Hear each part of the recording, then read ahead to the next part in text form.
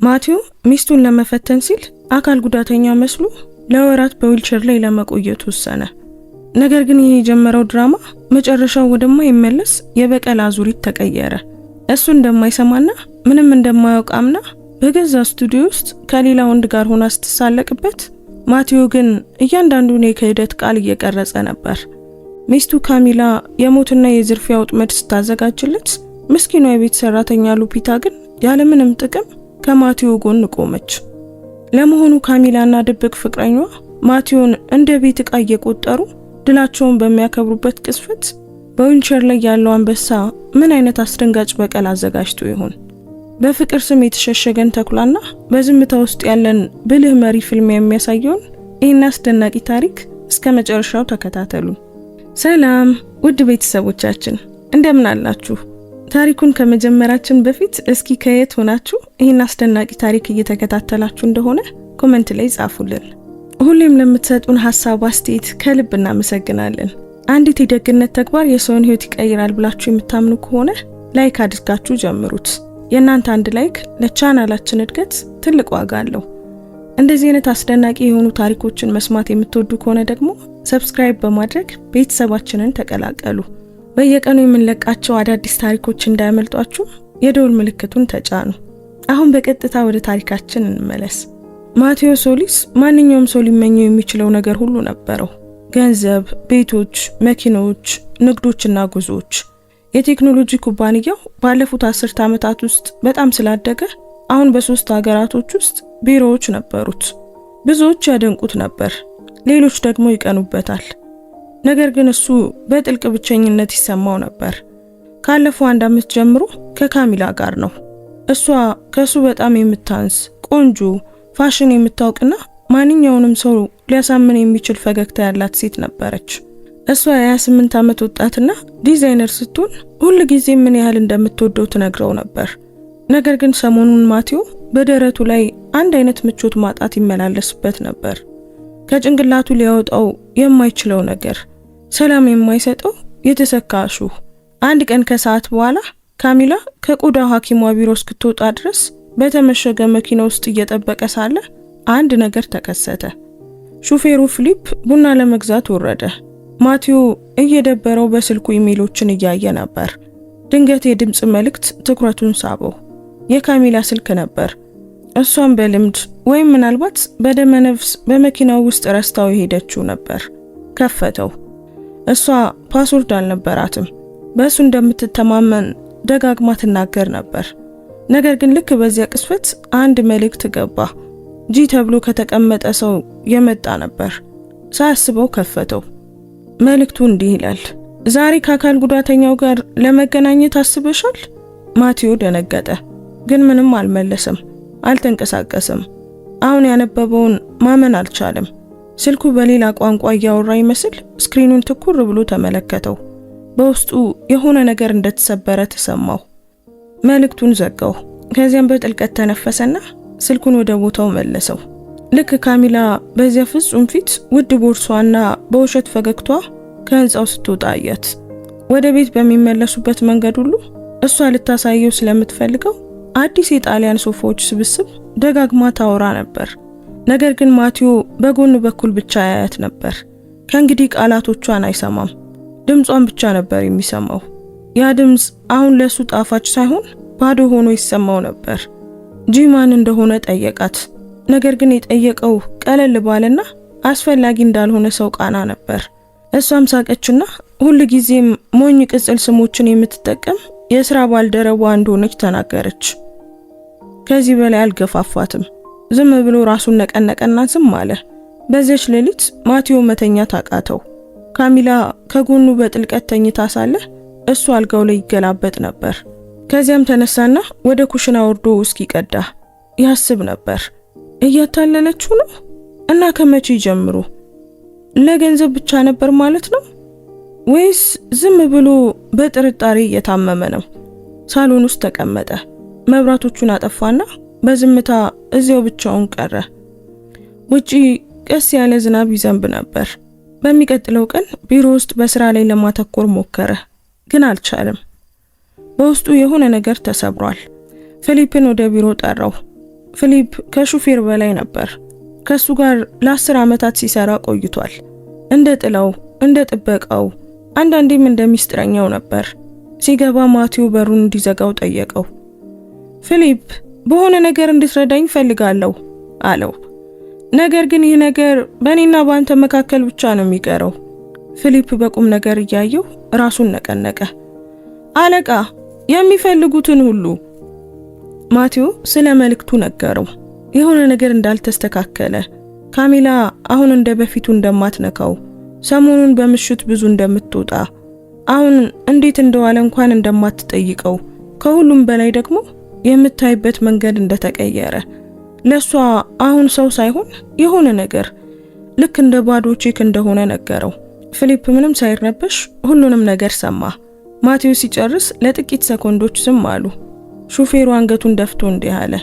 አለቃ፣ እኔ በህይወቱ ውስጥ ጣልቃ መግባት አልፈልግም፣ ግን እኔም የማልደብቃቸውን እንግዳ ነገሮች አስተውያለሁ። ያቺ ወጣት መጀመሪያ ስትመጣ እንደነበረችው አይደለችም። መጀመሪያ ላይ ሁሉ ነገሯ ጥሩ ነበር።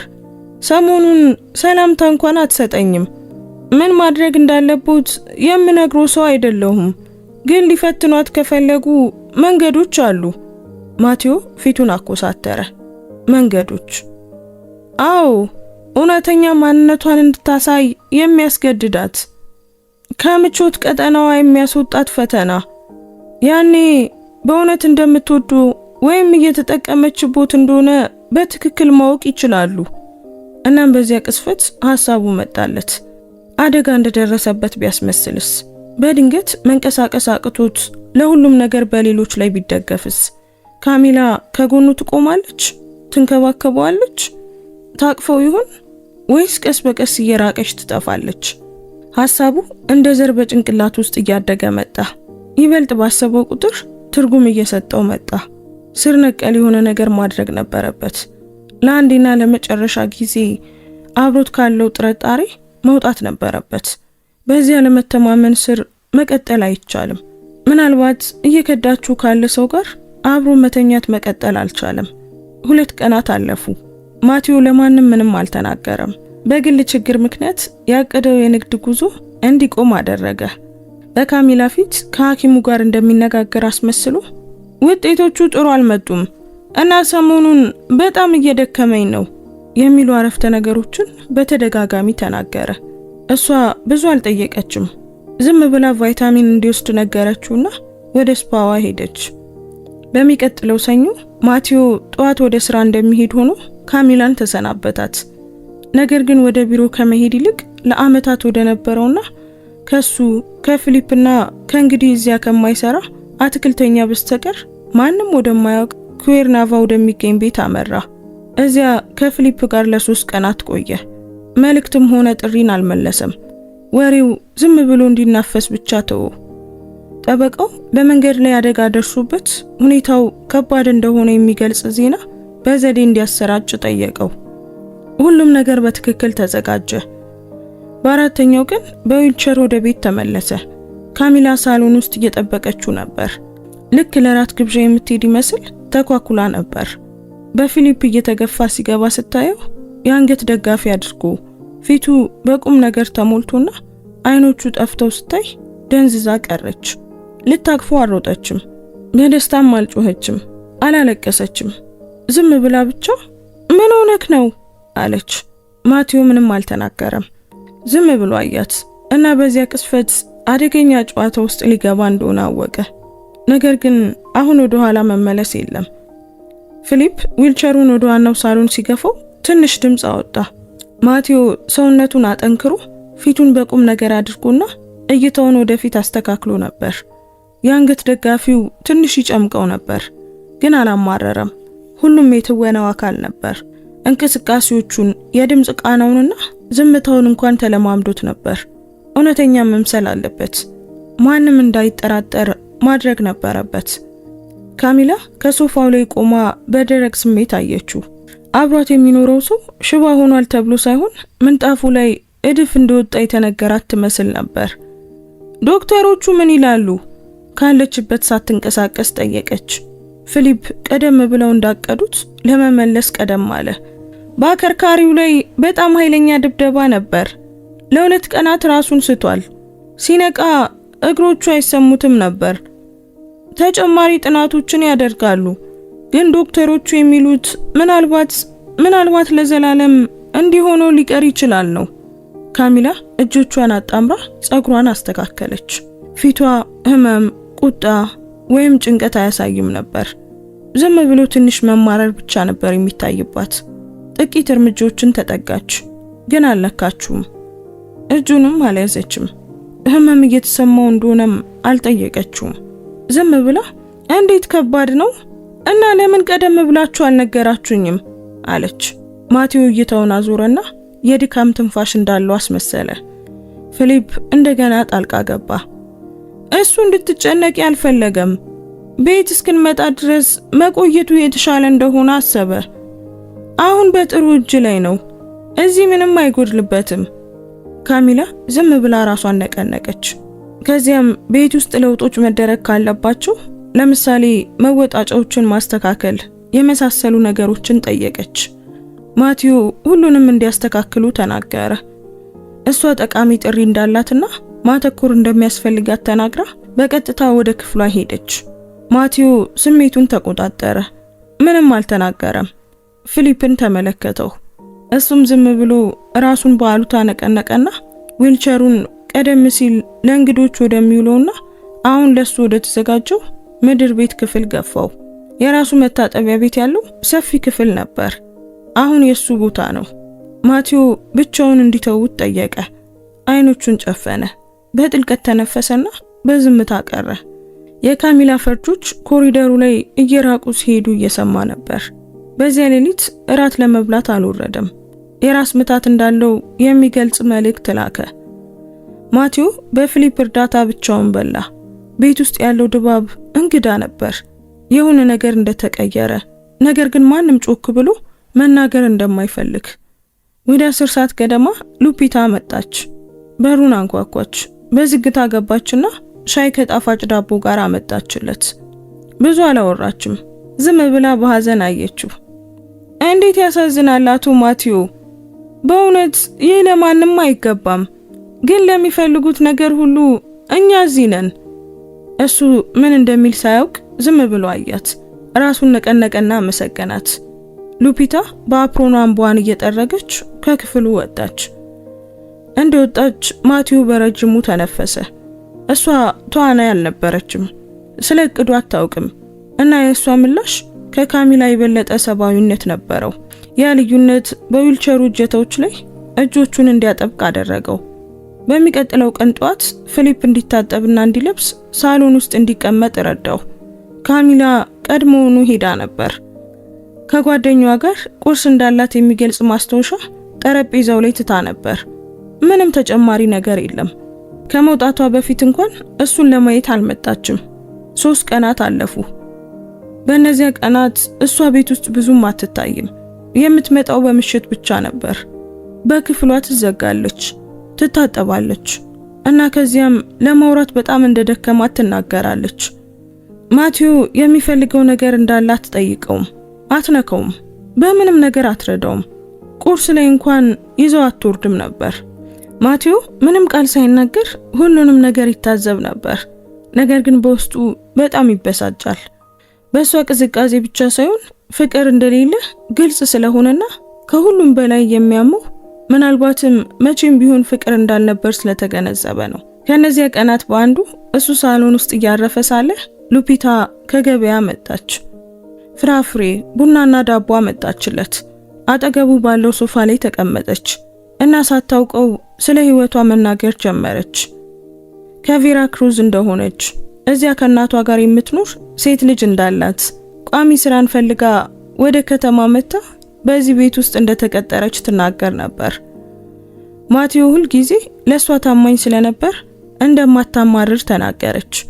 ስታወራ ቡናውን በጥንቃቄ ትቀዳለት ነበር። ካለ ማስገደድ በሚመነጭ ጣፋጭነት ትይዘው ነበር። አቶ ማቴዎ እርሱ አይጨነቁ፣ እንደሚያገግሙ አውቃለሁ። ባይሆንም እንኳን እዚህ ሁላችንም እንንከባከቦታለን። ደህና፣ በእርግጥ ሁላችንም መሆኑን አላውቅም፣ ግን እኔ አደርገዋለሁ። እሱ በውስጡ ፈገግ አለ። ሉፒታ በፍጹም ቅንነት ነበር የምታወራው። ስለ እቅዱ አታውቅም፣ አታስመስልም። ማቲዮ ይበልጥ ትኩረት ይሰጣት ጀመር። በፍላጎት ሳይሆን ቤት ውስጥ እንደ ሰው የምትይዘው እሷ ብቻ ስለነበረች ነው። በዚያው ቀን ከሰዓት በኋላ ካሚላ እንደተመለሰች ማቲዮ ወደ ክፍሉ ጠራት። ሊያነጋግራት እንደሚፈልግ ነገራት። ካሚላ በብስጭት ገባች። ምን እንደተፈጠረ ጠየቀች። ጀርባዬን አሞኛል ካሚላ አላት። አቀማመጤን እንድቀይር ልትረጂኝ ትችያለሽ? እሷ የመማረር ምልክት አሳየች። እንዴት እንደምታደርገው እንደማታውቅ፣ ልታቆስለው እንደማትፈልግ፣ ፊሊፕን ወይም ሉፒታን ቢጠራ እንደሚሻል ተናገረች። ማቲዮ ዝም ብሎ አያት። እሷ እሱን መንካት እንደማትፈልግ ግልጽ ነበር፣ በሐዘንም ይሁን በጥንቃቄ ወይም በማንኛውም ምክንያት። እና ያ ደግሞ ሌላ ነገር አረጋገጠለት። በመካከላቸው የነበረው ነገር ከእንግዲህ የለም። ከዚያ በኋላ ማቲዮና ፊሊፕ የሚቀጥለውን እርምጃ ማቀድ ጀመሩ። በክፍሉ በሳሎንና በመግቢያው ላይ ድብቅ ካሜራዎችን አደረጉ። እንደ ቅናተኝነት ሊሰልላት ሳይሆን ራሱን ለመጠበቅ እያቀደ ነበር። ካሚላ ቀድሞውኑ በቅዝቃዜ የምትሰራ ከሆነ የሚቀጥለውን እርምጃ ልትወስድ ትችላለች፣ ክህደት፣ እና ለሱም ዝግጁ መሆን ነበረበት። ፊሊፕ ሁሉንም ነገር ተቆጣጠረ። ካሚላ ውጪ ሳለች አንድ ቴክኒሻን በኋላው ጋራዥ በኩል ገብቶ ያለምንም ፍንጭ መሳሪያዎቹን አስቀመጠ። ካሜራዎቹ ከማቲዮና ከፊሊፕ ስልኮች ጋር ተገናኝተው ነበር። ከየትኛውም ቦታ ሆነው ሁሉንም ነገር መስማትና ማየት ይችሉ ነበር። ብዙም ሳይቆይ እንግዳ ነገሮችን ማስተዋል ጀመሩ። አንድ ምሽት ካሚላ ጥብቅ ያለ ቀሚስና ተረከዝ ያለው ጫማ አድርጋ ወጣች። ከጓደኛዋ ጋር እራት እንደምትበላ ተናገረች። እስከ ንጋት ድረስ ግን አልተመለሰችም። ከዚያም ጧት ያለምንም ድምጽ ወደ ቤት ገባች። በባዶ እግሯ ወደ ክፍሏ ገባች። ማቲዮ የተኛ አስመስሎ ነበር። ነገር ግን ሁሉም ነገር ተቀርጿል። በሚቀጥለው ቀን ፊሊፕ ቪዲዮቹን አየ። ካሚላ ጥግ ላይ ወደ ሌላ ሰው መኪና ገብታ ነበር። ከመግባቷ በፊት ተሳስመው ነበር። ከዚያም አብረው ሄዱ። የመኪናው ታርጋ አይታይም ነበር። ነገር ግን ሰውየው ረጅም፣ ጠይምና ሙሉ ልብስ የለበሰና በራስ የመተማመን ፈገግታ ያለው ነበር። ጓደኛ አልነበረም። ፊሊፕ ለማቲዮ አሳየው። እሱ ምንም አልተናገረም። ራሱን ለማሳመን ይመስል ቪዲዮን ደጋግሞ ከማየት ውጪ ምንም አላለም። አሁን ቅናት አልነበረም፣ ጥርጣሬም አልነበረም። ከማንኛውም ነገር በላይ የሚከብድ እርግጠኝነት ነበር። ካሚላ በእርግጥም እያታለለችው ነበር እና ያ ብቻ ሳይሆን እንደ ሸክም እንዴት እንደምታስወግደው የማታውቀው አስቸጋሪ ነገር አድርጋ ትይዘው ነበር። ማቲዮ ያኔ እሷ ስትወድቅ ማየት ብቻ በቂ እንዳልሆነ ወሰነ። እስከምን ድረስ ልትሄድ እንደምትችል መረዳት ነበረበት። ምኞቷ እስከምን ድረስ ይደርሳል? ውሸቷስ እስኬት ይጓዛል? እቅዱ አሁንም ቀጥሏል። ነገር ግን የማያውቀው ነገር ሁሉ በቅርቡ ከቁጥጥር ውጪ እንደሚወጣና በዚያ ቤት ውስጥ ያለ ሌላ ሰው ደግሞ በሌላ አይን ማየት እንደሚጀምር ነው። የማቲዮ ሶሊስ አደጋ ዜና በሶሻል ሚዲያ፣ በዋትስአፕ ግሩፕና ሁልጊዜም የከተማዋን ሀብታሞች በሚከታተሉ ወሬ አናፋሾች ዘንድ እንደ ሰደድ እሳት ተሰራጨ። ምንም እንኳን ሁሉም የእቅዱ አካል ቢሆንም የውጭ ሀገር የሥራ ባልደረቦች እንኳን የጭንቀት መልእክት እስኪልኩ ድረስ እውነተኛ ይመስል ነበር። ፊሊፕ ሁሉንም ነገር ተቆጣጠረ። ለአንድ የአካባቢው ጋዜጠኛ መረጃን አቀበለ። በኩዌርናቫክ መንገድ ላይ የፈረሰ መኪና ፎቶዎችን ላከለት እና በፍጥነት በማሽከርከር ምክንያት ስለደረሰ አደጋ እንዲያወራ ጠየቀው። ታሪኩ አሳማኝ ነበር። ሰዎች እንዲያምኑት የሚያስፈልጉ ዝርዝሮች ሁሉ ነበሩት እና ማንም አልተጠራጠረም። ያ በውጭ እየሆነ ሳለ ማቲዮ ከከተማዋ ራቅ ብሎ በጫካ ውስጥ ባለ ቤት ተደብቆ ነበር። ከዓመታት በፊት ከሰው ለመራቅ የገዛው ንብረት ቢሆንም ብዙም አይጠቀምበትም ነበር። እዚህም ቀኖቹን እንዴት መንቀሳቀስ እንዳለበት፣ እንዴት መቀመጥ እንዳለበት፣ የትኞቹን ጡንቻዎች ማላላት እንዳለበት በሚያሳየው በፊሊፕ እርዳታ ትወናውን ሲለማመድ አሳለፈ። በእውነት ከወገቡ በታች ምንም የማይሰማው ሰው መምሰል ነበረበት። በዊልቸር ላይ እንዴት እንደሚንቀሳቀስ፣ ስለ አደጋው ለሚጠይቀው ሰው እንዴት እንደሚመልስ፣ ምቾት ማጣትን እንዴት እንደሚያስመስል ይለማመዱ ነበር። ለብዙ ሰዓታት ተቀምጦ ሲቆይ ማቲዮ ምንም አይነት ክፍተት መተው አልነበረበትም። ጥሪዎቹ በሁለተኛው ቀን መምጣት ጀመሩ።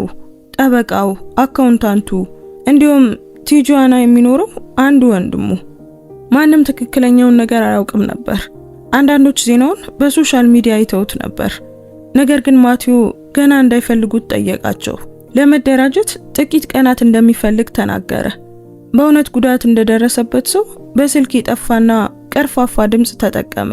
ሁሉም አመኑት። ማንም ምንም አልጠረጠረም። ነገር ግን ትኩረቱን ይበልጥ የሳበው ካሚላ አለመደወሏ ነበር። አልጻፈችም፣ አልጠየቀችም። በሶሻል ሚዲያዎቿ ላይ አንዲትም ጽሑፍ አላወጣችም። ያ ይበልጥ አስደነገጠው። በሶስተኛው ቀን ፊሊፕ ስልኩን በእጁ ይዞ ወደ ሳሎን ገባ። አለቃ ይህንን ተመልከቱ። የኢንስታግራም ስቶሪውን ከፈተው። ካሚላ ነበረች። በአንድ ውድ ምግብ ቤት ውስጥ ብርጭቆ በእጇ ይዛ ስትስቅ ያሳይ ነበር። ከበስተጀርባ ያለው ሙዚቃ የሬጌቶን ዘፈን ነበር። በጽሑፉ ላይ ነገ እንደሌለ ሆኖ መኖር አለብን ይል ነበር። ማቲው ትኩር ብሎ አያት። ፊቷ እንደ ሁልጊዜው ቆንጆ ተጫዋችና ምንም እንዳልተፈጠረ ነበር። የሐዘን፣ የጭንቀት፣ የፍቅር ምልክት አልነበረም። እሷ ዝም ብላ እዚያ እየተዝናናች ነበር። በዚያ ቅስፈት የሚድን ምንም ነገር እንደሌለ አወቀ። ሌሎች 2 ቀናት አለፉ እና ማቲው ወደ ቤት የሚመለስበት ጊዜ እንደሆነ ወሰነ። ከእንግዲህ መራቅ አልቻለም። በጣም ከቆየ እሷ መጠራጠር ትጀምራለች። በተጨማሪም ሁሉንም ዝግጅት ጨርሶ ነበር። ዊልቸሩ፣ የዶክተሩ የሐሰት ማዘዣዎች፣ ያልተሳካ የተሃድሶ ሙከራ፣ እንዲሁም በሕክምና ላይ ያለ ለማስመሰል አንዳንድ እንክብሎችን ይዞ ነበር። ክፍሉን ወደ ምድር ቤት አዘዋውረውታል። መታጠቢያ ቤቱንም አስተካክለውለታል። መደገፊያ ብረት ገጥመውለታል። ሁሉም ነገር በእርግጥም እውነተኛ እንዲመስል አስፈላጊ የሆኑትን ነገሮች ሁሉ አድርገዋል። ፊሊፕ መኪናውን በሰፈር ውስጥ ቀስ ብሎ አሽከረከረው። ማቲው በዝምታ ከጀርባ ተቀምጦ ሳለ ግራጫ ልብስ ለብሶ ፊቱ ቁም ነገር ተሞልቶ የአንገት ደጋፊውን አድርጎና እጆቹን በእግሮቹ ላይ ያለምንም እንቅስቃሴ ያስቀምጦ ነበር። ሲደርሱ ሉፒታ በመግቢያው ላይ እየጠበቀቻቸው ነበር። እሷ ስለቅዱ ምንም አታውቅም። ማቲው እንዲሆን ወስኖ ነበር። በእውነት የሆነ ምላሽ በአንድ ሰው ላይ እንኳን ማየት ፈልጎ ነበር። ባያት ጊዜ ሉፒታ እጇን ወደ አፏ ወሰደች። አይኖቿ በእንባ ረጠቡ። ወዲያው በቃላት ሰላም አላለችውም። ዝም ብላ ቀረበች። እጁን ያዘችና በኃይል አጠበቀችው። አቶ ማቲው፣ እኔ ምን እንደምሎት አላውቅም። እንዴት ያለ ትልቅ ሐዘን ነው! አምላኬ ሆይ! እሱ በጭንቅላቱ ብቻ ራሱን ነቀነቀ። አመሰግናለሁ ሉፒታ፣ አሁን ቤት ነኝ። ዋናው ደግሞ እሱ ነው። ወደ ቤቱ መግባት እንደ ሁልጊዜው ቅዝቃዜ ተሰማው። ካሚላ ሶፋው ላይ ተቀምጣ በስክሪን ላይ ፊልም ታይ ነበር። ሲገባ ስታየው ድምጹን ቀነሰች፣ ግን ወዲያውኑ አልተነሳችም። ማቲው በዊልቸር ላይ ሆኖ በፊቷ ቆመ። ካሚላ ሰላም ነው? እሷ በጭንቀት ፈገግ አለች። እንዴት ይሰማሃል? በማለት ጉንፋን የያዘውን ሰው እንደምታነጋገር ሁሉ ጠየቀች። እሱም በደካማ ድምጽ እና በህመም ደህና ነኝ፣ በህይወት መትረፌ ትልቅ ተአምር ነው ብሎ መለሰላት። ካሚላን በመጨረሻ ተነሳችና ወደሱ መጣች። ግንባሩ ላይ በትንሹ ሳመችው። እሱን ለመንካት እንደሚያስጠላት ሁሉ ሆና ነበር። ተጨማሪ ሌላ ነገር አልጠየቀችም። ዝም ብላ እዚህ በመሆን ጥሩ ነው፣ እራት የሆነ ነገር ላዘጋጅ አለችና በቀጥታ ወደ ኩሽና ሄደች። ማቲው እሷ ስትሄድ ትኩር ብሎ አያት። ፊሊፕ ምንም ሳይናገር ቀስ ብሎ ወደ ክፍሉ ገፋው። ካሚላ እሱን የመንከባከብ ሐሳብ እንደሌላት፣ ከጎኑ የመቆየት ሐሳብ እንደሌላት እና ምንም እንደማይሰማት ግልጽ ነበር። እዚህ ያለችው በግዴታ ምናልባትም በሌላ ምክንያት ነበር። የመጀመሪያዎቹ ምሽቶች ስቃይ ነበሩ። ካሚላ እሱን አታናግረውም። በክፍሏ ውስጥ ስልክ ታወራለች፣ ሙዚቃ ትከፍታለች። ከአንድ ሰው ጋር በዝቅተኛ ድምጽ ለረጅም ሰዓት እየተንሾካሾከች ታወራለች እና ለመተኛት እንደምትሄድ ለመናገር ብቻ ትወጣለች። የሚፈልገው ነገር ካለ አትጠይቀውም። እንድታጥበው፣ እንድታንቀሳቅሰው ወይም መድኃኒቱን እንድትሰጠው እርዳታ አታቀርብም ነበር። ሁሉንም ነገር የምታደርገው እስከ ምሽት ድረስ የምታጸዳው፣ ምግብ የምታሞቀው፣ በማቲው አዲሱ ክፍል ውስጥ ነገሮችን የምታስተካክለው የቤት ሰራተኛዋ ሉፒታ ብቻ ነበረች። በገባች ቁጥር ምቾት እንዳለው፣ ተጨማሪ ትራስ እንደሚፈልግ፣ እንደሚወርደው ትጠይቀው ነበር። አንዳንዴ እሱን ለማሳቅ ታሪኮችን ትነግረዋለች። አንዳንዴ ደግሞ ዝም ብላ በዝምታ ታጅበው ነበር። ማቲዮ እሱ አጠገቡ ስትሆን በደረቱ ላይ አንድ አይነት እንግዳ ሰላም ይሰማው ጀመር። አንድ ቀን ምሽት ሳሎን ውስጥ እራት ሲበሉ ሉፒታ ትሪውን ጣለችው። ወዲያውኑ ማንኪዎቹን ለመልቀም ጎንበስ አለች። ነገር ግን ሳታስበው የማቲዮን ዊልቸር በዳሌዋ ገፋችው። እሱ ትንሽ የህመም እንቅስቃሴ እንዳለው አስመሰለ። እናም እሷ ደነገጠች። ይቅርታ አድርጉልኝ አቶ ማቲዮ፣ አቆሰልኩት አይደል? እሱ እንዳትጨነቅ እየለመደው እንደሆነ ነገራት። እናም በዚያ ቅስፈት ሉፒታ ጎንበስ ብላ በውስጡ የነበረውን ነገር የሰበረ አንድ ነገር ነገረችው። እርሶ ጠንካራ ኖት፣ ካወቅኳቸው ሰዎች ሁሉ በላይ ጠንካራ ኖት። ሁሉም ሰው እንዲህ ካለ ነገር ተርፎ አሁንም ቀና ብሎ አይሄድም። እርሶ ግን ቀና ብለዋል። ማቲዮ ምራቁን ዋጠ። በሳምንታት ውስጥ እንዲህ ያለ ነገር ማንም አልነገረውም ነበር። ፍቅረኛው፣ የሥራ ባልደረቦቹ፣ ቤተሰቡ፣ ማንም። ሉፒታ ብቻ፣ አንዲት ተራ ሴት ያለ ሜካፕ የሥራ ዩኒፎርም የለበሰች፣ ምንም አይነት ምላሽ የማትፈልግ። ይህ በእንዲህ እንዳለ ካሚላ ህይወቷን ትቀጥል ነበር። ትሄዳለች፣ ትመጣለች፣ ውድ ሽቶ ትቀባለች፣ ጥብቅ ያለ ልብስ ትለብሳለች፣ ስልኳን እያየች ብቻዋን ትስቃለች። ማቲዮ ከሩቅ በደንብ ይታዘባት ነበር። ከእንግዲህ ማስረጃ አያስፈልገውም። ነገር ግን ገና ምንም የሚገልጽበት ጊዜ አልነበረም። እሷ ራሷን እንድትተማመን ቁጥጥሩ በእጇ እንደሆነ እንድታስብ መተው ነበረበት። በእነዚያ ቀናት አንድ ነገር የማቲዮን ትኩረት ሳበ። ወደ ቤት ፓኬጆች መምጣት ጀመሩ። ካሚላ የሥራ ነገሮች እንደሆኑ ትናገር ነበር። ነገር ግን እሱ እንደማያውቅ ሆነ።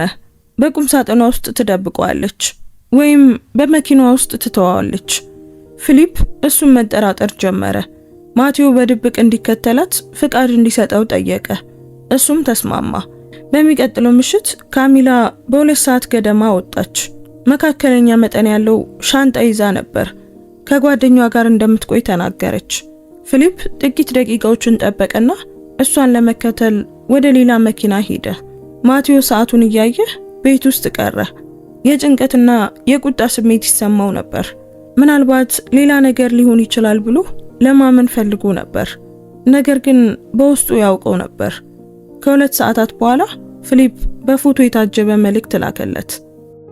ካሚላ ወደ አንድ ዘመናዊ ሆቴል ስትገባ ብቻዋን አልነበረችም። ማቲዮ ምስሉን ለረጅም ደቂቃ ትኩር ብሎ ተመለከተው። ከዚያም ስልኩን አጠፋ። አልጋው ላይ ጋደም አለና አይኖቹን ጨፈነ። አደጋው ሐሰት ቢሆንም ህመሙ ግን ሌላ ነገር ነበር። ማቲዮ ከተመለሰ ጀምሮ ቤቱ እንደ በፊቱ አልነበረም። ምንም እንኳን ግድግዳውና ጣሪያው ባይቀየርም የቤት ዕቃዎቹ አሁንም በቦታቸው ቢሆኑም እና ያው የጥሩ እንጨት መዓዛ በአየሩ ላይ ቢንሳፈፍም የሆነ ሰው በውስጡ ያለን ነገር ያጠፋው ይመስላል። ሁሉም ነገር የተለየ ስሜት ይሰጥ ነበር። ዝምታው ይበልጥ እየረዘመ መጣ። ካሚላ እንደ በፊቱ ሙዚቃ አትከፍትም። ኮሪደሮችን በሳቋ አትሞላም። ወይም ስለ ዲዛይኖቿ አዲስ ነገሮችን ለማሳየት ወደ ክፍሏ አትገባም። አሁን ሁሉም ነገር ፈጣንና አጭር ነበር። ከሱ ጋር የምታሳልፈው እያንዳንዱ ደቂቃ የማይመች ግዴታ ይመስል ነበር። ዊልቸሩ የቤቱ አንድ አካል ሆነ። ማቲዮ አብዛኛው ቀኑን ሳሎን ውስጥ በመስኮቱ ፊት ለፊት መጽሐፍ እንደሚያነብ ወይም ዜና እንደሚያይ በመምሰል ያሳልፍ ነበር። አንዳንዴ ቴሌቪዥኑን እንኳን አይከፍተውም። ዝም ብሎ እዚያ ሆኖ ካሚላ ወዴት እንደምትሄድ ሳትነግረው ከቤት ስትወጣና ስትገባ በክፍሏ ተዘግታ በስልክ በዝቅተኛ ድምጽ ስታወራ እና ማንም የማያያት በመሰላት ጊዜ እንዴት ፈገግ እንደምትል ይታዘብ ነበር። አደጋው በትንሹም ቢሆን እንኳን ያልነካት ይመስል ነበር። አንዲትም የርህራሄ ምልክት፣ አንዲትም እቅፍ ወይም አንድም ዛሬ እንዴት ነው የሚል የፍቅር ጥያቄ የለም። ምንም የለም። ህመሙን ከሱ ጋር የምትካፈል የምትመስለው ብቸኛዋ ሰው ሉፒታ ነበረች። ፈጣሪ በቅርባችን ያሉ ያመናቸው ብዙ ተስፋ ያደረግንባቸው ሰዎች ሲከዱን የሚልክልን እንደምንም የቆጠርነው ሰው አለ።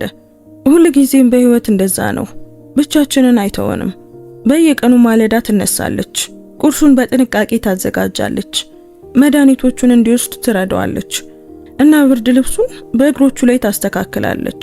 እሱ ከወትሮ ይልቅ ፊቱ ሲለዋወጥ ስለ ልጇ ክሩዝን ማየት እንዴት እንደናፈቃት ምንም እንዳትጠቀም በተሰማት ጊዜ በዝምታ ያለቀሰችባቸውን ምሽቶች ትነግረው ነበር። እናም እንዲህ በታሪኮችና በተጠበሰ ዳቦ መካከል ቀስ በቀስ በዕለታዊ ህይወት ውስጥ ትንሽ ቦታ አገኘች። ማቲው በከፍተኛ ድምፅ አይናገረውም ነበር። ነገር ግን በየቀኑ ጧት እሷ በበሩ ስትገባ በጉጉት ይጠብቃት ነበር። ካሚላ ግን በተቃራኒው ልማዷን አትቀይርም። ከመገኘት ይልቅ አለመገኘቷ ይበልጥ ተስተዋለ። አንዳንዴ ጧት ትሄድና እስከ ምሽት አትመለስም ነበር። ስትመጣም በቀጥታ ወደ ክፍሏ ትገባለች። ደክሞኛል ወይም ራስ ምታት አለብኝ ትላለች። አንዳንዴ ለይስሙላ ጥቂት ደቂቃዎች አጠገቡ ትቀመጥና እንዴት እንደሆነ ትጠይቀዋለች። ነገር ግን አይኖቹን አታየውም። ማቲው በልቡ ተሰብሮ በጥቂት ቃላት ብቻ ይመልስ ነበር። ምንም እንኳን በውስጡ ከማንኛውም ጊዜ በላይ ብቸኝነት ቢሰማውም ደካማ ሆኖ መታየት ግን አልፈለገም። አንድ ቀን ከሰዓት በኋላ ፊሊፕ ንጹህ አየር እንዲያገኝ በኋለኛው የአትክልት ስፍራ በዊልቸር እየገፋው ሳለ ማቲው ለአንድ አፍታ እንዲቆም ጠየቀው። ሁሉም ነገር ከመበላሸቱ በፊት የቤተሰብ ስብሰባዎችን ያደርጉበት በነበረው ትልቅ ዛፍ ስር ነበሩ። ማቲው በጥልቀት ተነፈሰና በዝቅተኛ ድምፅ ተናገረ። እሷ ምንም አይሰማትም ፊሊፕ፣ እኔን እንደ ሸክም ነው የምታየኝ፣ እንደማልጠቅም ነገር፣ ልክ እንደ እንቅፋት። ፊሊፕ በቁም ነገር አየው።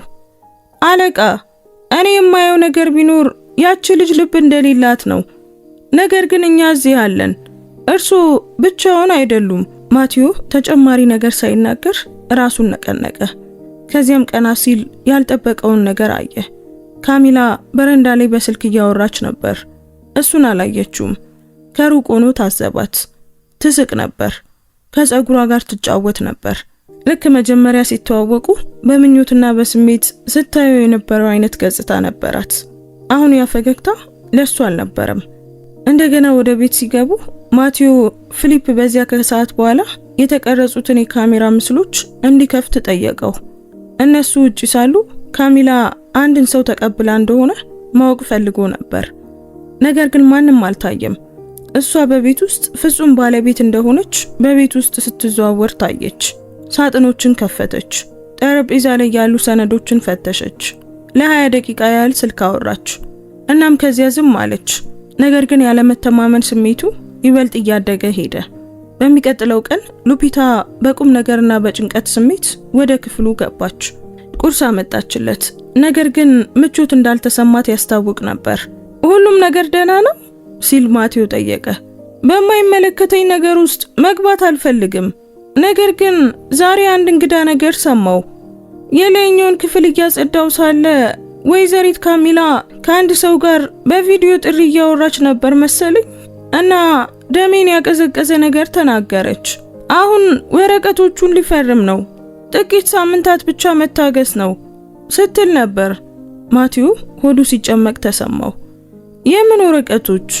የምን መታገስ? ላለማወቅ ሞከረ። ሉፒታ ምንም እንዲሰማት አልፈለገም ነበር። ነገር ግን በደረቱ ላይ ያለው ህመም ግልጽ ነበር። ሉፒታ፣ ስለነገርሽኝ አመሰግናለሁ። አንቺ በእውነት የታመንሽ ነሽ አላት፣ እይታውን ወደ ታች አድርጎ። ሉፒታ ራሷን ነቀነቀችና የሆነ ነገር እንደቀለላት ሆና ከክፍሉ ወጣች። ነገር ግን ኮሪደሩን እያሰላሰለች ቆመች። የሆነ ነገር የሁሉ ወደ መጥፎ እየሄደ እንደሆነ ይነግራት ነበር። በዚያ ሌሊት ካሚላ እንደገና ወጣች። በጣም አስቸጋሪ ከሆነ ደንበኛ ጋር እራት እንዳላት ተናገረች። ቀይ ቀሚስ፣ ረጅም ተረከዝ ያለው ጫማና ማቲው በደንብ የሚያውቀውን ሽቶ ተቀባች።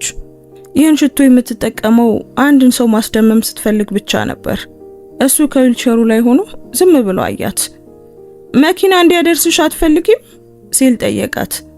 አይ ኡበር እጠቀማለሁ፣ አትጨነቅ ስትሄድ ማቲው ለመጠነኛ ጊዜ በመግቢያው ላይ ቆመ። ከዚያም ፊሊፕ እንዲከተላት ጠየቀው። ከአንድ ሰዓት በኋላ ፊሊፕ አጭር መልእክት ላከ። ሆቴል ግራንድ አላሜዳ 9ኛ ፎቅ፣ ብቻዋን አይደለችም። ማቲው አይኖቹን ጨፈነ። የትኛውን ይበልጥ እንደሚያምን አላወቀም። ክህደቱ፣ ቅዝቃዜው፣ ወይስ እሱ ተጎጂ መስሎ እያለ እሷ ይህን ሁሉ ስታቅድ መቆየቷን? ወይም ምናልባት ሁሉም በአንድ ላይ ያም ነበር። በሚቀጥለው ቀን ካሚላ ጠዋት ላይ ተረከዝ ጫማዋን በእጇ ይዛ ሜካፓ ተበላሽቶና ጸጉሯ ተዝረክርኮ መጣች። ሰላምታ ሳትሰጥ ወደ ክፍሏ ገባች። ማቴዎ ሳሎን ውስጥ ለብሶ ሉፒታ ካጠገቡ ቆማ ነበር። ቡና ቀረበችለት። ስለ አያቷ እንዳለመች ነገረችው። ትንሽ አሳቀው። ያ ትንሽ የርህራሄ ቅስፈት በካሚላ ተቋረጠ። ከ15 ደቂቃዎች በኋላ ምንም እንዳልተፈጠረ ሁሉ ወረደች። ዛሬ ባንክ መሄድ አለብኝ አለች ቦርሷን እየወሰደች። የምታዘኝ ነገር አለ? ማቴዎ ትኩር ብሎ አያት። አይ ምንም አያስፈልግም። እሷ ትከሻዋን ሰበቀችና ወጣች። ሉፒታ በጎን ዓይን አየችው። አቶ ማቴዎ ደህና ኖት? አይደለሁም፣ ግን ነገሮችን ይበልጥ ግልጽ በሆነ መንገድ ማየት ጀምሬያለሁ። በዚያ ቀን ማቴዎ አንድ ውሳኔን አስተላለፈ። ገና አሁን ማንነቷን አያጋልጥም ነበር። ይልቁኑ እንድትቀጥል ይተዋታል። እስከ ምን ድረስ መሄድ እንደምትችል ማየት ፈለገ እና እሷን ከመጣሉ በፊት ሁሉም ሊሆኑ የሚችሉ ማስረጃዎችን ማግኘት ፈለገ። በኋላ ላይ ካሚላ ስትመለስ በቀጥታ ወደ ስቱዲዮ ሄደች። ወረቀቶቹን ፈተሸች።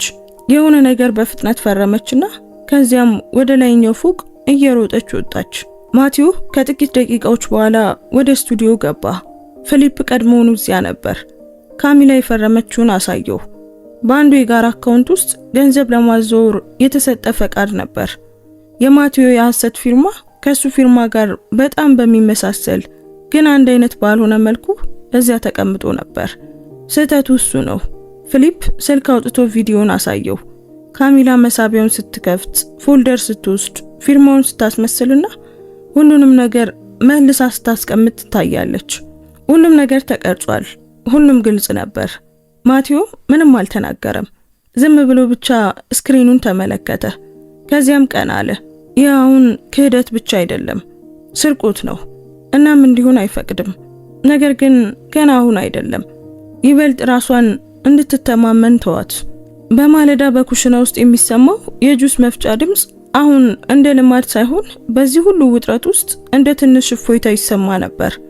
ሉፒታ እንደ ሁልጊዜው በጥንቃቄ ቁርስ ታዘጋጅ ነበር። ነገር ግን ማቴዎ በዊልቸር ከተመለሰ ጀምሮ እንቅስቃሴዎቿ ይበልጥ ቀርፋፋና ትኩረት የተሞላባቸው ነበሩ። ለሱ አሁን ስራ ብቻ አልነበረም።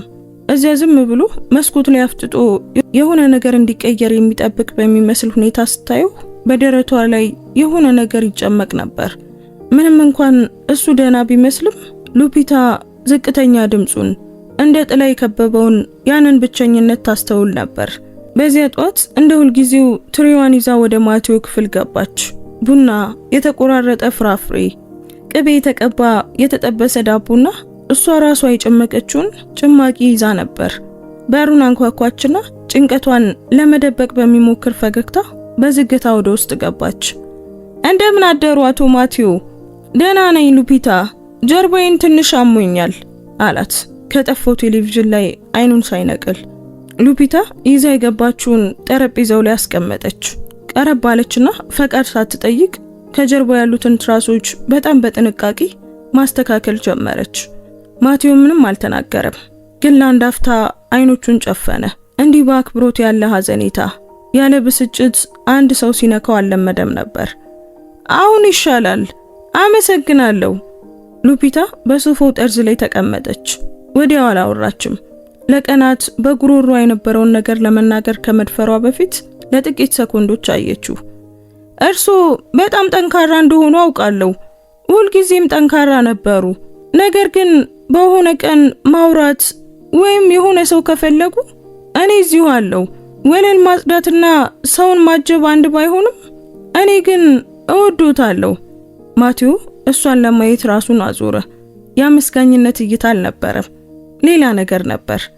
ድንገት እንዲህ ያለ ቅንነት ሲገጥመው በመገረም ያያት ነበር። አመሰግናለሁ ሉፒታ፣ በእውነት ይህንን መስማት ለኔ ትልቅ ትርጉም አለው። እሷ በአሳፋሪ ሁኔታ ፈገግ አለች። እይቷን ወደ ታች አደረገች። ተነሳችና ቁርሱን ትታለት ሄደች። ነገር ግን ከመውጣቷ በፊት በሩ ላይ ቆመች። የሀገሬን ዘፈን እንድዘፍንሎት ይፈልጋሉ? አያቴ ነፍስ እንዳትኮማተር ይረዳል ትል ነበር። ማቴዎ በመስማማት ራሱን ነቀነቀ። ሉፒታ ተመልሳ ተቀመጠችና በጣም በዝቅተኛ ድምጽ መዘመር ጀመረች። ስለ አንድ ወደ ባህር ሄዶ ስላልተመለሰ አጥማጅ የሚናገር አሳዛኝና ለስላሳ ዘፈን ነበር።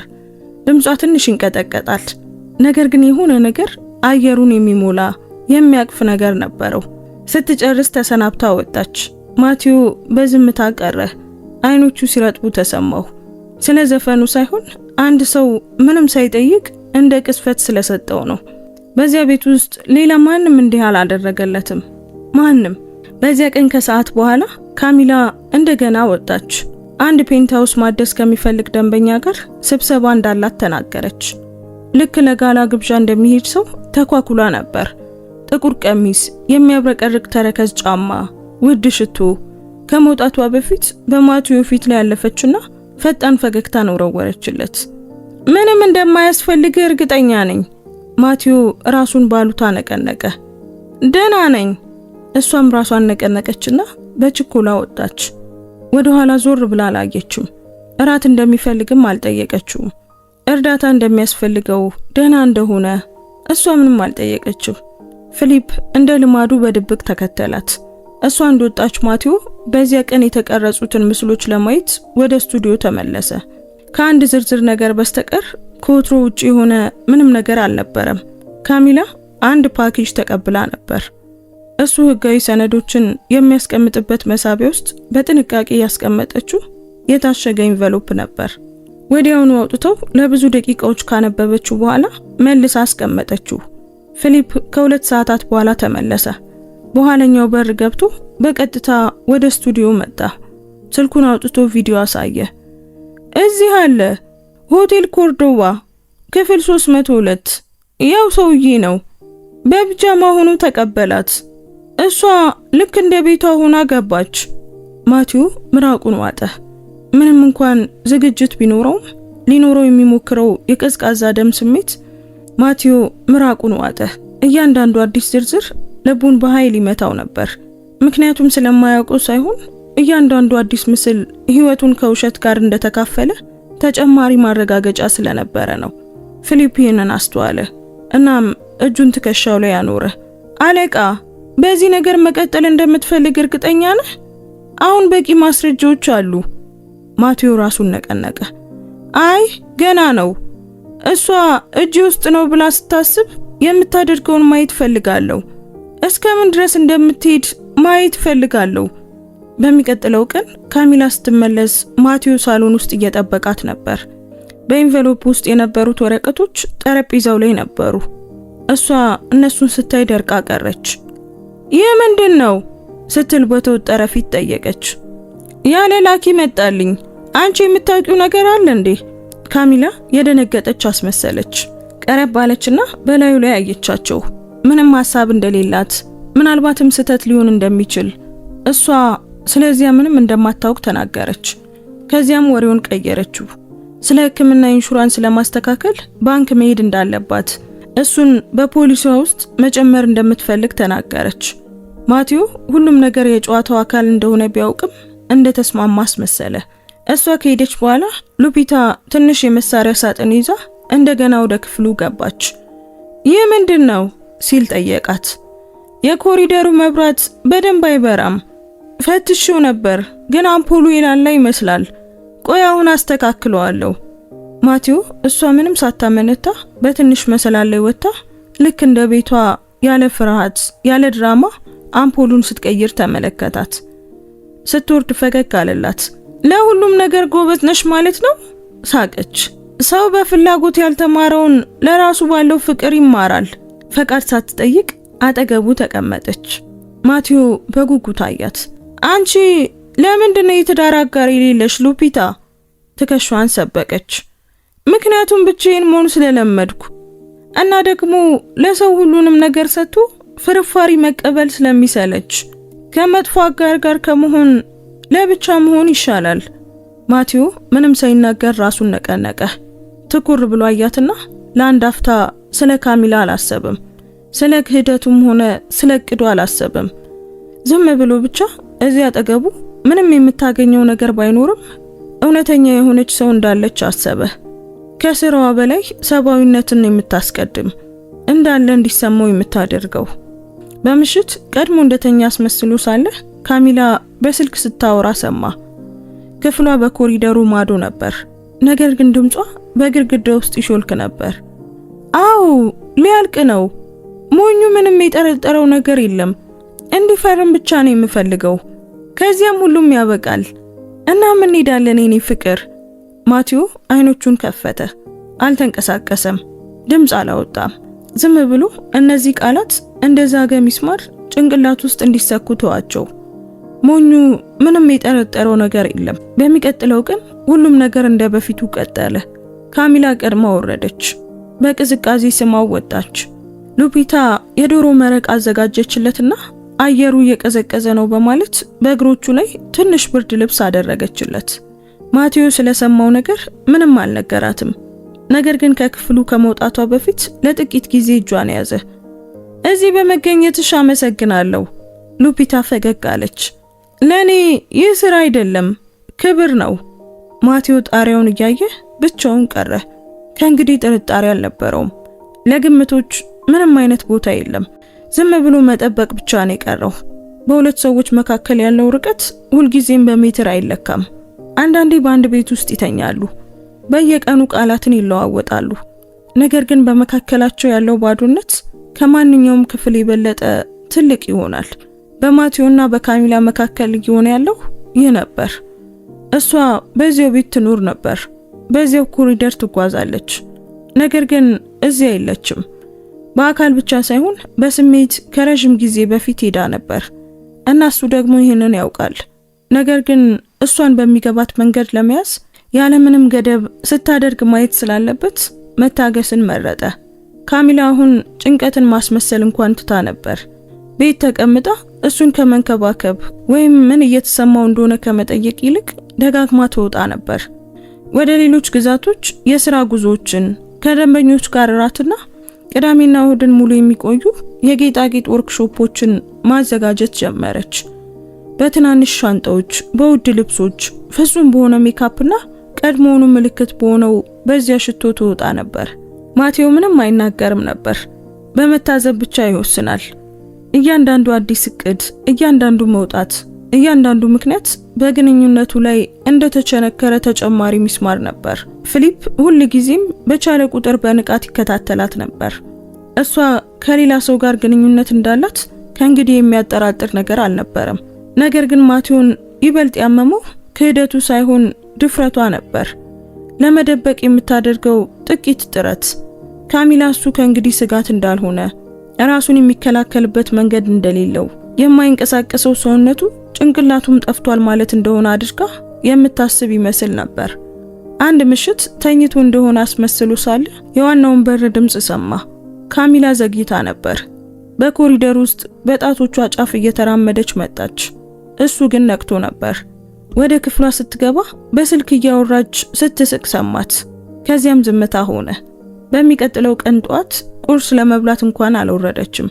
በዋትስአፕ ማይግሬን እንዳለባትና ማረፍ እንደሚያስፈልጋት የሚገልጽ መልእክት ላከች። ማቲዮ ስክሪኑ የጠፋው ስልኩን እያየ ሳሎን ውስጥ ቀረ።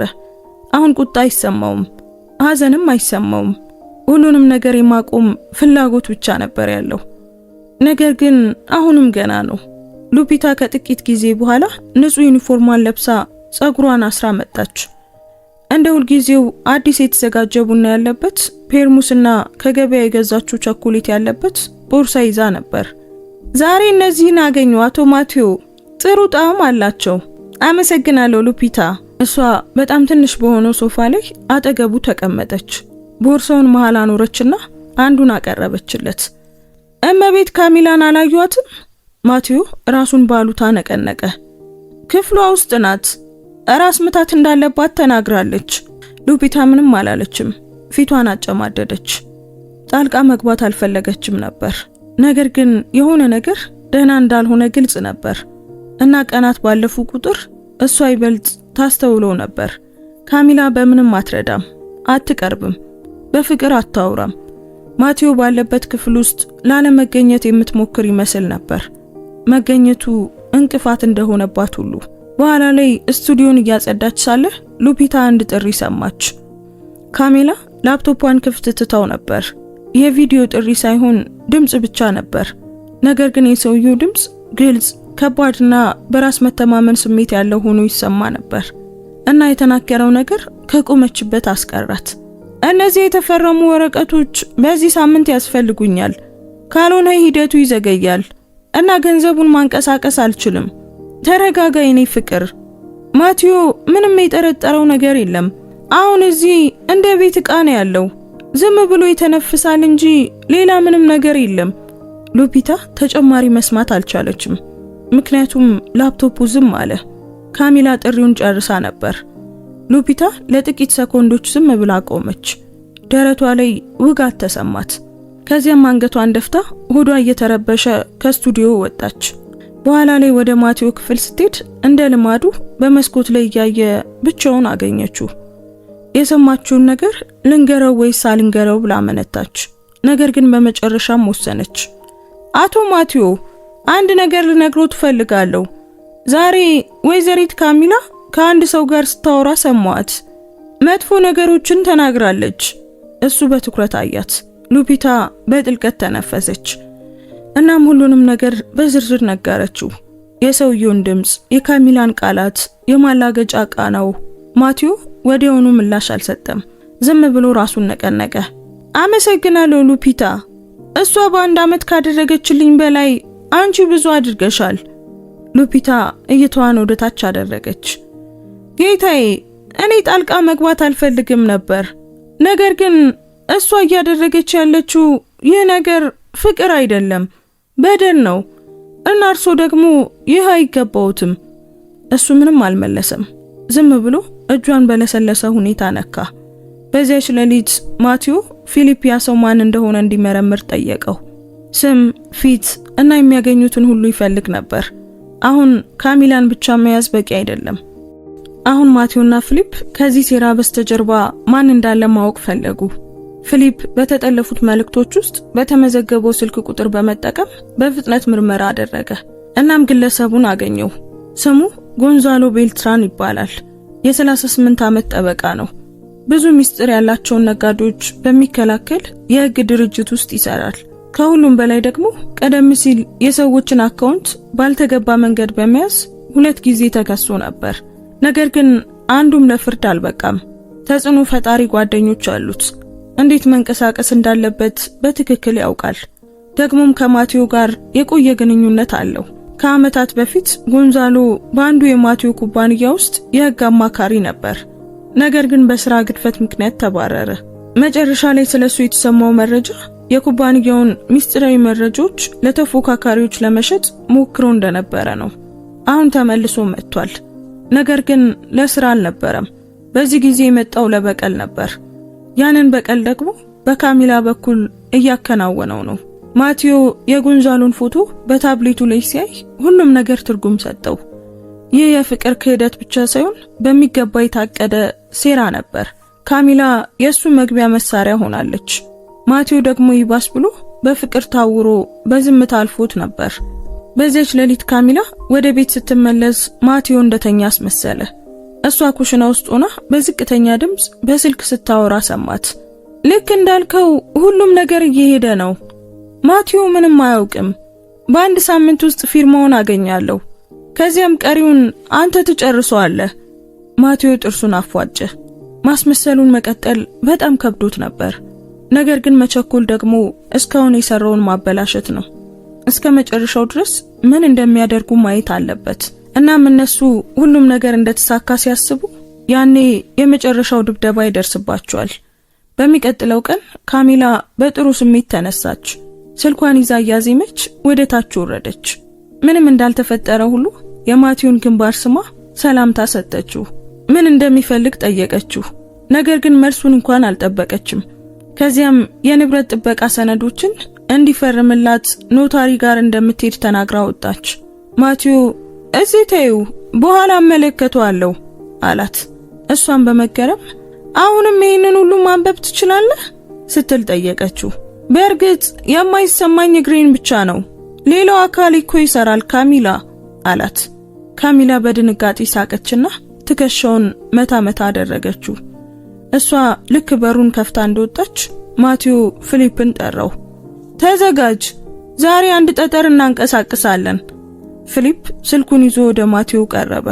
ፊቱ ሁሉንም ነገር ይናገር ነበር። ማቲዮ ከዊልቸሩ ላይ ሆኖ እጆቹን አጣጥፎ ራሱን ነቀነቀ። አዲስ ነገር መምጣቱን አውቋል። ፊሊፕ አጠገቡ ተቀመጠ። የጥሪ ቅጂውን ከፈተው። ድምጹን ዝቅ አድርጎ እንዲህ ሲል አሰማው። ወረቀቶቹን አግኝቻለሁ። ነገር ግን ገንዘቡን ለማንቀሳቀስ የታመነ ሰው እንድትፈልግልኝ እፈልጋለሁ። ምንም ፍንጭ መተው አልፈልግም። ማቲዮ በእነዚህ ቀናት ይፈርማል። አትጨነቅ። እሱ በእጄ ላይ ነው ያለው። ልክ እንደተሳካልን እኔ እናንተ እንሄዳለን። እሱም ከዊልቸሩና ከባዶ ሚሊዮኖቹ ጋር እዚህ ይቀራል። ይሄ ካሚላ ድምጽ ግልጽ ነበር። ያለምንም መውላውልና የጥፋተኝነት ስሜት ይተነገረ። ማቲዮ አይኖቹን ጨፈነ። እንዲህ ያለ ነገር ሲሰማ በእርግጥ የመጀመሪያው አልነበረም። ነገር ግን በዚህ ጊዜ በራስ የመተማመን ቃናዋ ሆዱን አገለባበጠው። ልክ ማቲዮ ለሷ እንደተራ ወረቀት ታሪክና ልብ እንደሌለው ነገር ነበር የቆጠረችው። ይህ ጥሪ መቼ ነው ሲል ጠየቀ። ትላንት ማታ ነው። ካረፈችበት ሆቴል ሪሰፕሽን ነው የተቀዳው። እዚያ ካለ ሰው ጋር ተነጋግሬያለሁ። ሁሉ ጊዜ ከዚያ ሰው ጋር ስለምትመጣ ለይተው አውቀዋታል። ማቲዮ እጁን ጨበጠ። ይሄም ደርሶኛል አለ ፊሊፕ ቢጫ ኢንቨሎፕ ከኪሱ አውጥቶ እየሰጠው። በውስጡ በካሚላና በጎንዛሎ መካከል የተደረጉ የቴክስት መልእክቶች ነበሩ። እወድሃለሁ፣ ትንሽ ብቻ ነው የቀረው። በዚህ ሽማግሌ ምክንያት ደብሮኛል። እኔ እንደ ቤት ዕቃ ነው የማየው። በቅርቡ ሁሉም ነገር የኔና ያንተ ይሆናል የኔ ፍቅር። ብቻ አንተ እመነኝ፣ አንዴ ይፈርም የሚሉ መልእክቶች ነበሩ። ማቲዮ ወረቀቱን ለረጅም ጊዜ አየውና በጥንቃቄ አጣጥፎ ለፊሊፕ ሰጠው። ሁሉንም አስቀምጠው፣ እንጠቀምባቸዋለን። ፊሊፕ ሊወጣ ሲል ዞር ብሎ አለቃ፣ በዚህ ሳምንት ወጥመዱን እናጥምደው አለው። ማቲዮ ግን ገና ነው፣ ማወቅ የምፈልገው አንድ ተጨማሪ ነገር አለ አለው። በዚያ ከሰዓት ማቲዮ በክፍሉ ብቻውን ቆየ። ምንም አልበላም፣ ቲቪም አላየም፣ ሙዚቃ አልሰማም። ብቻ ዝም ብሎ ያስብ ነበር። ሰውነቱ ከውጭ እንቅስቃሴ ባይኖረውም በውስጡ ግን ይነድ ነበር። ካሚላ ወደ ህይወቱ ገብታ በፍቅር አጥምዳ ወደ ንግድ ውስጥ ገብታ የባንክ አካውንቶቹንና ድክመቶቹን አውቃ አሁን ሁሉንም ነገር ልትነጥቀው መሆኑ ገረመው። ማቲዮ ቅዱስ አልነበረም፣ ስህተቶችን ሰርቷል። ነገር ግን ህይወቱ እንዲህ በሚወደው መስሎት በነበረው ሰው ክህደት ያበቃል ብሎ ፈጽሞ አስቦ አያውቅም ነበር። ሉፒታ በኋላ ላይ ትኩስ ሾርባ ይዛ ገባች። እሱን ሐሳብ ውስጥ ሆና ስታየው ምንም አላለችም። ዝም ብላ ጠረጴዛው ላይ አስቀመጠች። መብላት አይፈልጉም? አራበኝም ሉፒታ፣ ቢሆንም ትንሽ ይቅመሱ እንዳይደክሙ። ማቲዮ ፈገግ አለና አያት። ሉፒታ፣ አንቺ ለምን እዚህ ያለሽ? እሷን በመገረም ለምን እንዲህ ይላሉ ስትል ጠየቀችው። መቆየት የለብሽም፣ ቤቱ ውስጥ እየፈራረሰ መሆኑን እያየሽ ቆይ ለምን ትቆያለሽ አላት። ሉፒታ አጠገቡ ተቀመጠችና አሰላስላ እንዲህ አለች። ምክንያቱም እዚህ ሁላችንም የምንቆየው ለጥቅም አይደለም አቶ ማቲዮ። እኔ የምቆየው እዚህ ዓላማ ስላለኝ ነው። ጠቃሚ ሆኖ ለመሰማት ሁልጊዜም ገንዘብ አያስፈልግም። እኔ እርሶን እንደ ቤት ዕቃ አላየሁትም። እኔ የማየሁት በጣም ከባድ ነገር ውስጥ እንዳለና ማንም እንዳይተወው የሚፈልግ ሰው አድርጌ ነው። ማቲዮ በትኩረት አያት። እሷ ያለምንም አላስፈላጊ ጌጣጌጥ ከልቧ ነበር የምታወራው። አመሰግናለሁ ሉፒታ። በኋላ ላይ ፊሊፕ ተጨማሪ መረጃዎችን ይዞ መጣ። የጎንዛሎን የቢሮ አድራሻ አውቋል። ያንተን አካውንቶች ለማስተዳደር የሚያስችል የህግ ውክልናን እያዘጋጀ ነው። ነገር ግን ያንተ ፊርማ ይጎድለዋል። በዚህ ሳምንት እንድትፈርም ይፈልጋሉ። ማቲዮ ራሱን ነቀነቀ። ጥሩ፣ የፈለጉትን እንሰጣቸዋለን፣ እንፈርማለን። ፊሊፕ ግራ በመጋባት አየው። አዎ፣ ሐሰተኛውን ሰነድ እንፈርማለን፣ እናም ሁሉንም እንቀዳለን። እንደተሸነፍኩ እንዲያስቡ እናድርግ። ድል እንዳደረጉ ሲሰማቸውና ሲያከብሩ ያኔ ድንገት እንገባባቸዋለን። ሉፒታ ማወቅ አለባት የሚለውን ሲጠየቅ ማቲዮ አይ ገና ማወቅ የለባትም፣ ሁሉም ነገር እውነት እንደሆነ አምና እንድትቀጥል ነው የምፈልገው። በዚህ ቤት ውስጥ እስካሁን ያለችው እውነተኛ ሴት እሷ ናት። በዚያች ሌሊት ካሚላ ተኝታ ሳለ ማቲዮ ሐሰተኛውን የውክልና ሰነድ ፈረመ። ልክ እንደ ዋናው ይመስል ነበር። ነገር ግን ምንም የህግ ዋጋ የለውም። ፊሊፕ በሚቀጥለው ቀን ለጎንዛሎ ሰጠው። ሁሉም ነገር በቪዲዮ ተቀዳ። በሶስተኛው ቀን ካሚላ ውድ ወይን ይዛ መጣች። ዛሬ እናከብራለን የኔ ፍቅር አለች። ማቲዮ የዊልቸር እንቅፋት ብቻ እንደሆነ የምታስብ ትመስል ነበር። ብቻዋን ጠጣች። ማቲዮም የጠጣስ መሰለ። እሷ ግን ወደፊት ስለሚጠብቃት አዲስ ህይወት በማሰብ በጣም ደስተኛ ነበረች። ሁሉም ነገር እንደ ካርታ ቤት ሊፈርስባት እንደሆነ አላወቀችም። ምሽቱ 2 ሰዓት ሲሆን ካሚላ በማቲዮ ስቱዲዮ ውስጥ ተቆለፈች። ቀኑን ሙሉ ከፍተኛ ደስታ ውስጥ ነበረች። ማቲዮ ክህደት ሊፈጽሙ ያሉ ሰዎች ሊያሸንፉ ሲሉ ሁልጊዜም እንዲህ ደስተኛ እንደሚሆኑ ያውቃል።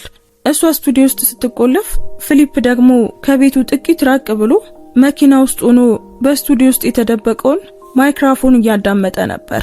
ሁሉም ነገር እንዲቀዳ ተዘጋጅቷል። ካሚላ ከጎንዛሎ ጋር የቪዲዮ ጥሪ ጀመረች።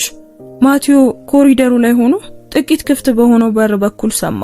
ጎንዛሎ በወይን ብርጭቆ ታጅቦ ነገ ጠዋት ሰነዱን እናስገባለን፣ ማቲዮ ምንም የጠረጠረው ነገር የለም፣ ይገርማል ሲል ተሰማ። ጎንዛሎ በመቀጠልም ከ2 ሳምንታት በኋላ ማድሪድ ውስጥ ሆነን እንደ ሀብታም እንዝናናለን አላት። ካሚላም በመጀመሪያ ግን አላመንከኝም ነበር አይደል ስትል ሳቀች። አይ እንደዛ አይደለም፣ ከዛ ሰው ጋር ያን ያህል ጊዜ ትቆያለሽ ብዬ አልገመትኩም ነበር። ቆይ ስትነኪው አይቀፍሽም አላት። ካሚላ ፊቷን አኮሳትራ ጎንዛሎ ፈገግ ስልለት አንተን ነበር የማስበው፣ እሱ ለኔ እንደ ትኬት ብቻ ነበር አለች። ማቲዮ ይህንን ሲሰማ ከገንዘቡ በላይ ተሰማው። እንደ ቆሻሻ መቆጠሩ አበሳጨው። ጎንዛሎ ስለ ሰራተኞቹ ሲጠይቅ ካሚላ ሹፌሩ ትዕዛዝ ብቻ የሚቀበል አህያ ነው፣ ሰራተኛዋ ደግሞ እንደ ወንድሟ አድርጋ በፍቅር እየተንከባከበችው ነው፣ እንደሱ ያለን ሰው ማን ሊወደው ይችላል ምስኪን ስትል ተሳለቀች። ይህ ማቲዮን ይበልጥ አስቆጣው። ጎንዛሎ ስለ እቅዱ መጨረሻ ሲናገር በአካላዊ ሁኔታው ምክንያት ብቃት እንደሌለው በሕግ እንደሚያስመሰክሩ ተናገሩ። አንቺ ቤቱንና አክሲዮኖቹን ትወስጃለሽ፣ እኔ ደግሞ ገንዘቡን አስተዳድራለሁ አለ። ካሚላም በመጨረሻ ከዚህ አካል ጉዳተኛ አገላገላለሁ አለችው። ማቲዮ ተረጋግቶ ወደ ክፍሉ ሄደና ለፊሊፕ ደወለለት። ሁሉም የተቀዳው ከመጀመሪያው እስከ መጨረሻው እንዲኖረኝ እፈልጋለሁ። ፊሊፕ ሁሉንም መረጃዎች በሁለት ቦታ ሴቭ አደረጋቸው። በሚቀጥለው ቀን ጧት ሉፒታ እንደ ሁልጊዜው ቁርስ ይዛ መጣች። ማቲዮ እዚህ በመገኘትሽ አመሰግናለሁ ሉፒታ አላት። ጌታዬ እኔ አከብሮታለሁ፣ እናም እስከፈለጉኝ ድረስ እዚህ አለው አለች። ማቲዮ ሁሉም ሲያልቅ እውነቱን ልነግራት ይገባል ብሎ ወሰነ። በኋላ ላይ ካሚላ ሰነድ ይዛ መጣች። የኔ ፍቅር ለባንክ ነው፣ እዚህ ጋር ፈርም አለችው።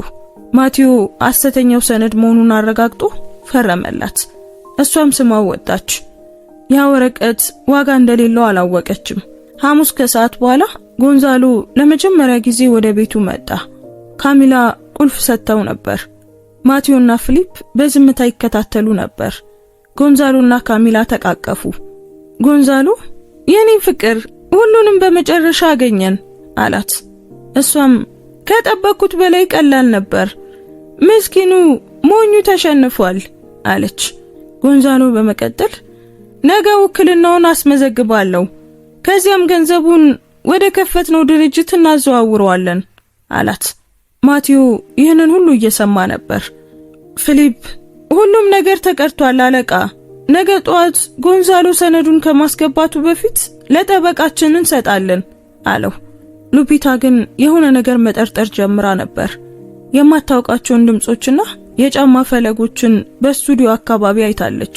ካሚላን ያ ሰው ማን ነበር ስትል ጠየቀቻት። ካሚላም የፋይናንስ አማካሪ ነው ብላ ዋሸች። ሉፒታ ስቱዲዮ ገብታ በጠረጴዛው ላይ ያልተስተካከለ ወረቀት አየች። በላዩ ላይ የማቲዮን ፊርማ የሚመስል ግን የተቀዳ የሚመስል ፊርማን አየች። ማታ ሉፒታ ለማቲዮ ሻይ ይዛ ስትሄድ አንድ ሰው አይቻለው፣ ነገሩ ሁሉ ምንም ደስ አይልም፣ ተጠንቀቁ አለችው። ማቲዮም አይዞሽ የሆነ ነገር ካየሽ ንገሪኝ አላት። በሚቀጥለው ቀን ጎንዛሎና ካሚላ ተገናኝተው ወደ ቢሮ ሄዱ። ፊሊፕ በድሮን እየቀረጸ ተከተላቸው። ማቲዮ ዛሬ ማታ የመጨረሻውን ድብደባ እናደርጋለን አለ። ካሚላ ማታ ስትመለስ ነገ ህይወት እንደ አዲስ ይጀምራል ብላ በደስታ ስትጨፍር ማቴዎ ዝም ብሎ ያያት ነበር። ጧት 3 ሰዓት ላይ ጎንዛሎ በራስ የመተማመን ስሜት ሰነዶቹን ይዞ የመሬት ምዝገባ ቢሮ ገባ። በዚያው ሰዓት ካሚላ ቤት ውስጥ ውድ ልብሷን ለብሳ ትኳኳል ነበር። ማቴዎ ልትወጪ ነው እንዴ አላት። አዎ ወደ ባንክ ልሄድ ነው ብላ ግንባሩን ስማ ወጣች። ፊሊፕ ይከተላት ጀመር። ማቴዎ ጋር ግን የራሱ ጠበቃ ጁሊያን መጣ። ጁሊያን ሁሉንም እውነተኛ ሰነዶች፣ የካሚላን የማጭበርበር ማስረጃዎች ይዞ ነበር። ዳኛው አውቋል። አካውንቶቹ ዛሬውኑ ይታገዳሉ። ጎንዛሎ ሰነዱን ሊያስገባ ሲል ሁሉም ነገር ይበላሻል። ጎንዛሎ ግን ማቴዎ ብቃት እንደሌለው ለማስመዝገብ እያቀደ ነበር። ካሚላና ጎንዛሎ እቅዳቸው የተሳካ መስሏቸው በደስታ ሰክረዋል። ማቴዎ ምንም መከላከል እንደማይችል በማመን የመጨረሻውን የንብረት ማስተላለፊያ ሰነድ ይዘው ወደ ክፍሉ ይገባሉ። ካሚላ በንቀት እያየችው ይህንን ከፈረምክ በሰላም ትኖራለህ፣ ካልሆነ ግን መጨረሻ አያምርም በማለት በዊልቸር ላይ ያለውን ባለቤቷን ታስፈራራዋለች። ጎንዛሎም ከጎኗ ቆሞ ሁሉንም ነገር ጨርሰናል፣ አንተ አሁን ምንም አይደለህም ሲል ይሳለቅበታል። በዚያ ቅስፈት ማቴዎ ለወራት የጠበቀው ጊዜ ላይ ይደርሳል። ካሚላ ሰነዱን በኃይል ልታስፈርመው ስትሞክር ማቴዎ እጇን አጥብቆ ይይዛታል። በድንጋጤ ልትጮህ ስትል ማቴዎ ካለበት ዊልቸር ላይ ቀጥ ብሎ በመቆም ሁለቱንም አይን ላይን ያያቸዋል። የአቅመ ቢስ የመሰላቸው ሰው በእግሩ መቆሙ ብቻ ሳይሆን በአይኖቹ ውስጥ ያለው ብርታት ክፉኛ ያስደነግጣቸዋል። ፈተናው አብቅቷል ማቴዎ ተናገረ። በዚያ ቅስፈት በቤት ውስጥ ተደብቆ የነበሩ የፖሊስ አባላትና ጠበቃው ጁሊያን ገቡ። ማቴዎ ለወራት በስቱዲዮ ውስጥ የጫናቸው ድብቅ ካሜራዎችና የድምጽ ማስረጃዎች ሁሉም የክብደት ሲራቸውን የሚያሳዩ ነበሩ። ካሚላና ጎንዛሎ በቁም ሊቀብሩት ያሰናዱት ጉድጓድ ዛሬ ለራሳቸው ሆኗል። በፖሊስ ቁጥጥር ስር ውለው በካቴና ታስረው ከቤት ሲወጡ ካሚላ ስታለቅስ፣ ማቴዎ ግን ፊቱን አዙሮ በዝምታ ሸኛት። ካሚላና ጎንዛሎ በከባድ ማጭበርበርና የግድያ ሙከራ ወንጀል በካቴና ታስረው ተወሰዱ። ማቴዎ በክህደት የተሞላው የትዳር ህይወቱ ማለቁን አወጀ። በመጨረሻም ማቴዎ ወደ ታማኟ ሉፒታ ዞረ። እሷ እውነተኛ ማንነቱን ስታውቅ በደስታና በመገረም እያለቀሰች ነበር። በክህደት መካከል እውነተኛ ሰው መሆንሽን አሳይተሽኛል በማለት ሉፒታን የቤቱ ስራ ዋና ስራ አስኪያጅ ያደርጋታል። ታሪኩ የክፋት መጨረሻው ውድቀት መሆኑንና እውነተኛ ታማኝነት ግን ፈተናን አልፎ ትልቅ ክብርን እንደሚያመጣ በማሳየት ይጠናቀቃል። ውድ ቤተሰቦቻችን የዛሬው ታሪካችን ይሄንን ይመስል ነበር። እስኪ ታሪኩን እንዴት አገኛችሁት? ምንስ ተማራችሁበት? ኮሜንት ላይ ሐሳብ አስተያየታችሁን ጻፉልን። እዚህ ድረስ ካያችሁትና ከጨረሳችሁትም ጨርሻለሁ እያላችሁ ጻፉልን። አንዲት የደግነት ተግባር የሰውን ህይወት ትቀይራለች ብላችሁ የምታምኑ ከሆነ ላይክ እና ሼር በማድረግ ይሄ ቪዲዮ ብዙ ሰዎች ጋር እንዲደርስና እንዲማሩበት አድርጉ። እንደዚህ አይነት አስደናቂ ታሪኮችን መስማት የምትወዱም ከሆነ ሰብስክራይብ በማድረግ ቤተሰባችንን ተቀላቀሉ። በየቀኑ የምንለቃቸው አዳዲስ ታሪኮች እንዳያመልጧችሁ የደወል ምልክቱን ተጫኑ። እናመሰግናለን። እንወዳችኋለን። ቸር ቆዩን።